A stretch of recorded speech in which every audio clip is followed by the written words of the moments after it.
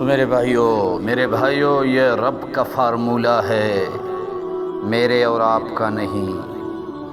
اور ہوگا وہی جو میرے رب کو منظور ہوگا۔ رب کی منظوری کے بغیر ہماری چاہت کی وجہ سے کچھ نہیں ہو سکتا۔ ہماری ہمدردیاں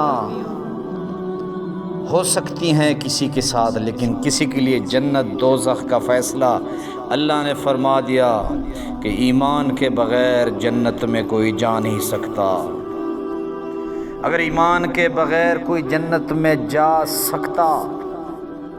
تو رسول اللہ صلی اللہ علیہ وسلم کے محسن، کفار سے بچانے والے، پرورش کرنے والے، اور ساری دنیا سے محمد مصطفیٰ صلی اللہ علیہ وسلم کے لیے جنگ لڑنے والے رسول اللہ صلی اللہ علیہ وسلم کے چچا ابو طالب جنت میں چلے جاتے۔ اس لیے تو رسول اللہ صلی اللہ علیہ وسلم وفات کے وقت ان کے ساتھ بیٹھ گئے کہ چچا ایک مرتبہ کلمہ پڑھ لو، پھر دیکھنا دنیا میں تمہاری کیسی سفارش کرتا ہوں، تاکہ مجھے بھی سفارش کی اجازت مل جائے۔ کلمہ پڑھے بغیر میں بھی اللہ کی بارگاہ میں آپ کے لیے سفارش نہیں کر سکتا۔ جنت میں داخلے کے لیے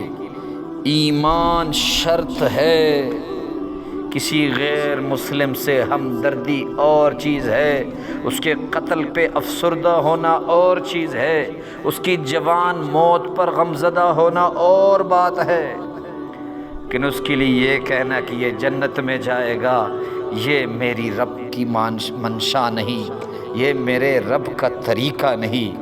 اگر کوئی جنت میں بغیر کلمہ پڑھے جا سکتا تو رسول اللہ کے محسن ابو طالب جا سکتے، لیکن اللہ کے رسول فرماتے ہیں انہیں بھی جہنم میں سزا ہوگی، وہ بھی جنت نہیں جا سکتے۔